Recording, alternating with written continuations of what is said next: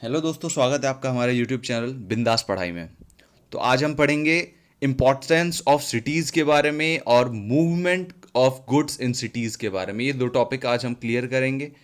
तो आइए स्टार्ट करते हैं।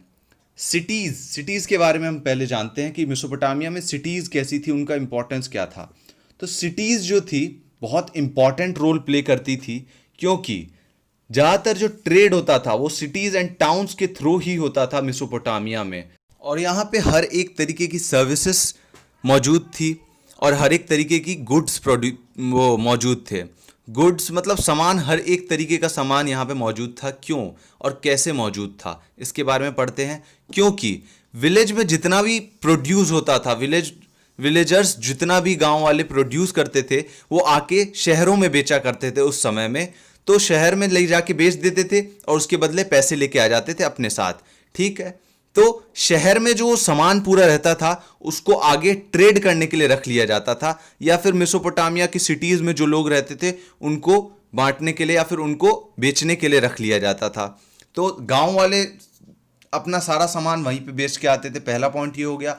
और ट्रेड होके, इंपोर्ट होके जितनी भी चीजें आती थी बाहर से, बाहर के देशों से जितनी चीजें आती थी वो आके सिटीज में ही जमा होती थी।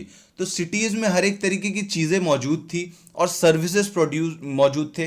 सर्विसेज मतलब अगर आपको औजार बनाना है तो वहां पे औजार बनाने वाला है। अगर आपको कुछ सामान खरीदना है, जैसे कि आपको खाने का कोई पदार्थ खरीदना है, तो वहां पे खाने की चीज बेचने वाला मौजूद है। या फिर आपको कुछ ठीक करवाना है अपने घर का, तो हर एक तरीके की चीज वहां पे मौजूद थी सिटीज में। और इसी कारण वहाँ का पॉपुलेशन भी बहुत ज़्यादा था। सिटीज़ का population as compare to villages बहुत ज़्यादा था मेसोपोटामिया में, क्योंकि वहाँ पे काम की कमी नहीं थी, सर्विसेज की कमी नहीं थी।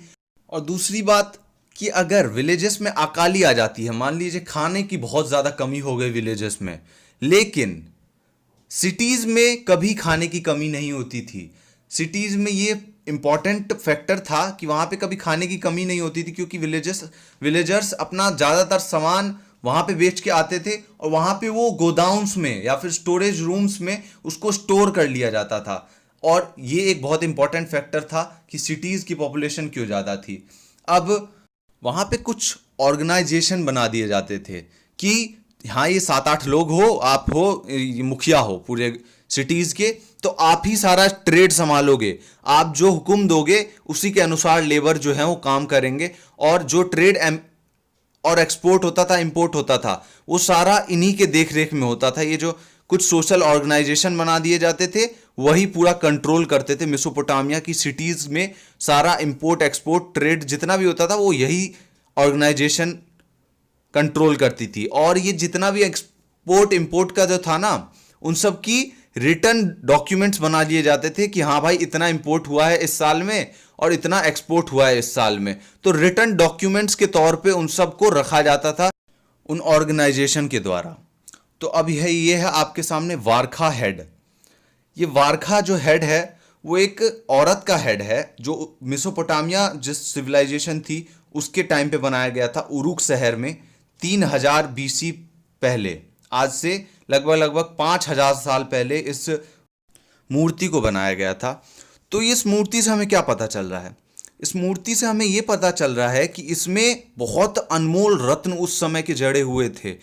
जैसे कि लेपिस लजूली जो ब्लू कलर का होता है, एक डायमंड जैसा होता है लेपुस लजूली, तो वो उस टाइम में जड़ा हुआ था। इसके अंदर शेल्स जड़े हुए थे, बिट्यूमेन जड़ा हुआ था इसके अंदर। तो ये सब उस टाइम के बहुत अनमोल रत्न थे। तो ये इस जो मूर्ति है इसके अंदर जड़े हुए थे। हमें ये दर्शाने की कोशिश कर रहा है ये मूर्ति कि उस टाइम में मेसोपोटामिया के पास ये जो अनमोल रत्न है ना, जिसका मैंने अभी नाम लिया है, इन सब की कमी थी। मेसोपोटामिया में जितने भी सोना चांदी डायमंड ये सब नहीं पाए जाते थे ज़्यादा मात्रा में। इन सबको क्या किया जाता था? इंपोर्ट किया जाता था, बाहर देशों से मंगाया जाता था इन सबको। किन चीज़ों के बदले में?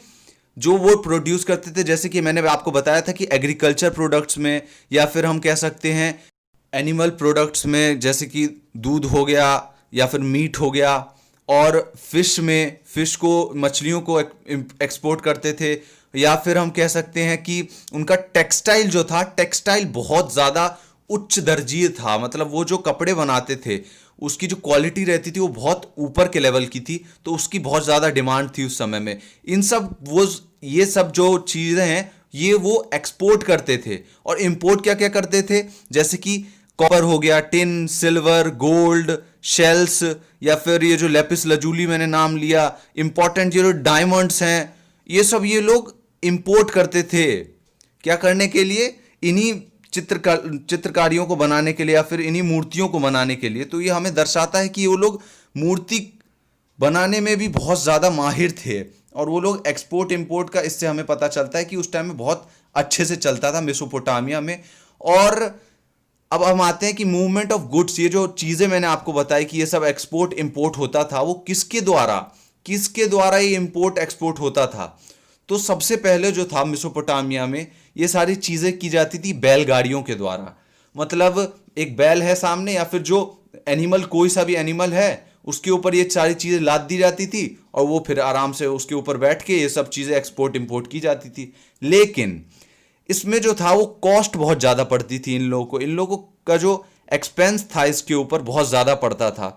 क्यों? क्योंकि ये जो एनिमल्स थे उनको लॉन्ग डिस्टेंस तक ट्रैवल कराना होता था, क्योंकि बहुत दूर तक ये सामान पहुंचाना होता था इन लोगों को। तो उन जानवरों को खिलाना पड़ता था इन लोगों को, तो वो जो खिलाने का कॉस्ट था वो बहुत ज़्यादा पड़ जाता था। तो इन लोग सोचने लग गए, ये लोग, अरे अब हम क्या करें जिससे कॉस्ट कम हो जाए।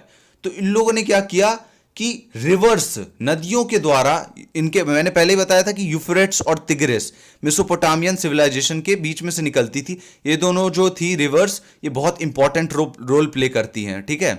तो ये जो रिवर्स थी, ये जो दोनों, उसके द्वारा ये लोग उसके बाद सामान का इंपोर्ट एक्सपोर्ट करने लग गए। ये लोग जहाज बनाने लग गए जो पानी पे तैर सकते थे, और उसके द्वारा ये लोग इंपोर्ट एक्सपोर्ट करने लग गए सामान का। तो इससे इन लोगों को दो फायदे हो रहे थे। पहली बात कि ये लोग ज़्यादा वजनी चीज़ें, ज़्यादा जिसका वेट होता है वो सब भी आराम से जहाज़ के ऊपर लाद के ले जा सकते थे। और दूसरी चीज़ कि इन लोगों को कॉस्ट बहुत ज़्यादा कम पड़ रही थी एज़ कम्पेयर टू ये जो बैलगाड़ियाँ थी, उससे बहुत ज़्यादा कम कॉस्ट पड़ रही थी रिवर्स के द्वारा सामान का एक्सपोर्ट या इंपोर्ट करने के लिए। दूसरी बात, आप हमेशा ये याद रखिएगा कि मेसोपोटामिया में क्या सरप्लस अमाउंट में था, क्या उनके पास बहुत भारी मात्रा में था।